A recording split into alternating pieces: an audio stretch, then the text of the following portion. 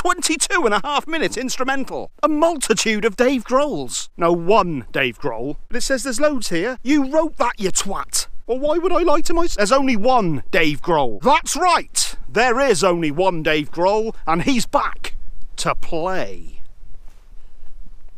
I don't have a physical copy to be able to show you, because once again it's released only on vinyl, because vinyl is all there is, and if you don't get vinyl you just don't understand music. You're not a real fan, are you? Fuck off.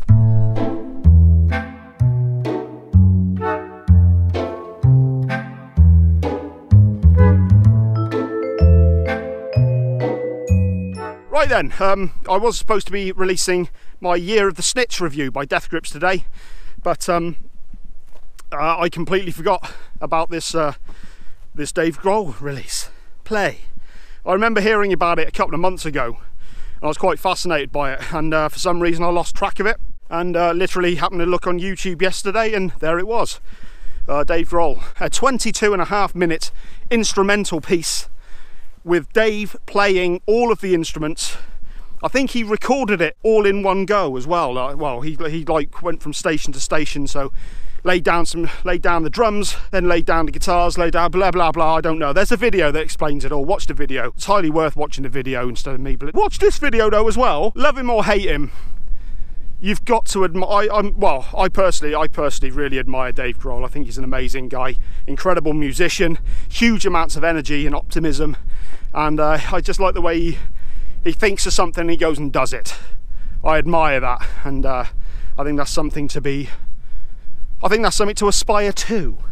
Good on you, Dave. Having said that, I've never been a huge Foo Fighters fan.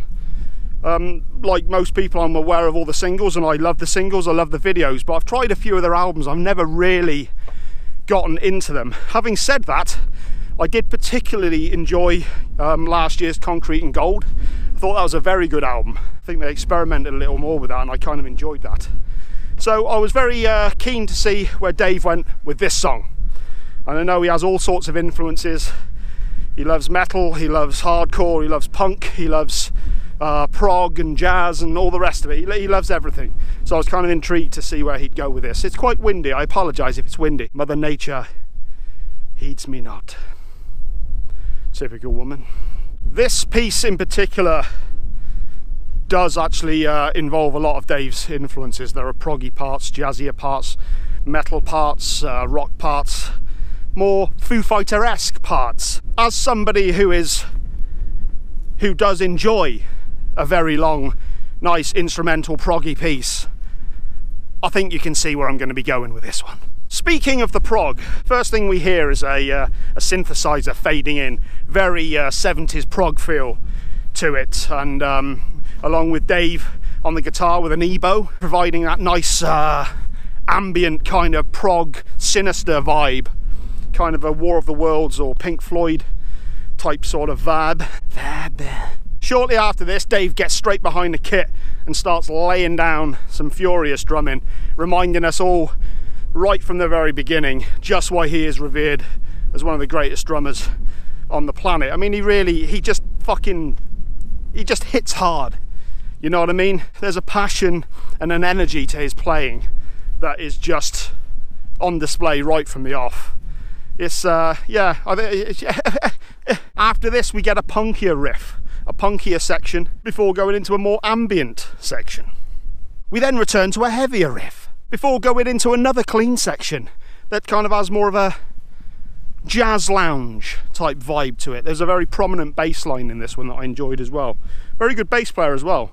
He was doing a lot of it fingerstyle, and has to be said, the performance was pretty stellar. Everything just sounded great. You know, it does help that you're a millionaire who's got access to the best sorts of equipment. I mean, if we could all have our own Neve board, I'm sure we would, but don't let them see you bitter, Ben. Don't be a bitter Ben. After that, we get more of a Foo Fighters, more of a traditional Foo Fighters sounding section, which builds around to the 10-minute mark, where there's this kind of this clashing of cymbals and sporadic percussion that very much brings to mind A Day in the Life by the Beatles. You know, that part in A Day in the Life that sounds like this bit.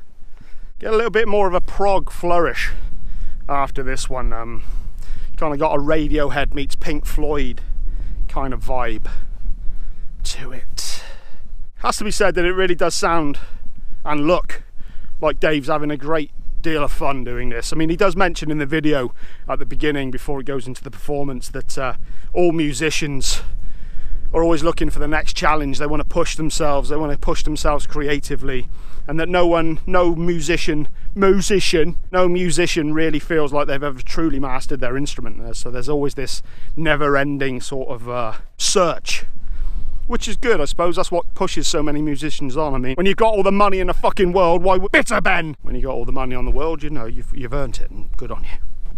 The next section is more of a metal-inspired riff, which I really enjoy, drawing on sort of Sabbath, hints of Sepultura maybe in some of the sound. He's a huge Sepultura fan. I don't know if many people agree with me there. I'm not sure I do. And this heavier section continues but kind of slows down and then morphs into an almost Soundgarden sounding section, I thought anyway, and I do think that. And that's the song, pretty much a 22.5 minute opus, and very enjoyable indeed. One thing I did notice with this, I had no problem listening to it, like on the headphones in a dark room by myself. I had no problem listening to it on the headphones. It sounded great. I did find I lost interest watching the video for some reason. I guess just because there's only so much you can do over 22.5 minutes of essentially a studio performance with multiple Dave Grohls. But yeah, the track itself I very much enjoyed. Dave puts in a stellar performance in all instruments, showing just what a master he is. Keyboards, guitars, all the multi-tracking, all different drum sets. Just a bloody good job. I do genuinely love seeing musicians who've been around a long time and have every reason to kind of just not be bothered anymore and just dial in a performance. And you've got somebody like this who's doing something different and just really pushing the boundaries, and there's nothing commercial about a 22.5 minute instrumental prog rock song, basically, which is what it is, and a bloody good one. I salute thee, David of Grohl. One last thing before I go, another thing that's mentioned in the video, there's also a school, a music school, where it shows kids learning the instrument, and it kind of juxtaposes somebody like Dave, who's been playing for years and years and has mastered his craft, yet still feels he's learning, back to kids who are just picking up the instruments and learning how to play. See what he did there with the title? But yeah, it's kind of cool just seeing kids at the beginning of their journey of what will ultimately be a lifelong pursuit. And it's great, man. I just wanted to mention that because, you know, oh, music was better when nah, fuck that, man. There's great music.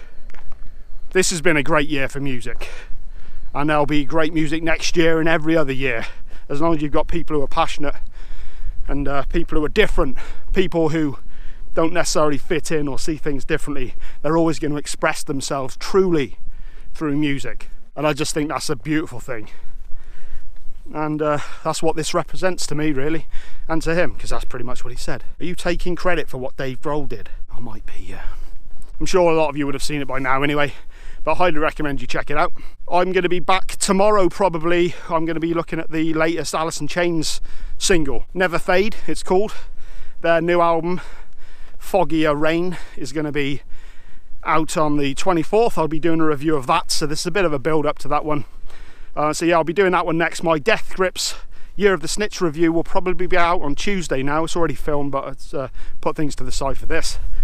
And then there'll be other things after that. The next subscriber request will be Wu-Tang Clan, Enter the Wu-Tang 36 Chambers. But yeah, if you're not subscribed, subscribe. If you are subscribed, share, help the channel grow. If you want to comment, it's always great to hear from you guys. Like the video if you like it, because it really does help me out. And yeah, I'll be back tomorrow with Alice in Chains. Oh God.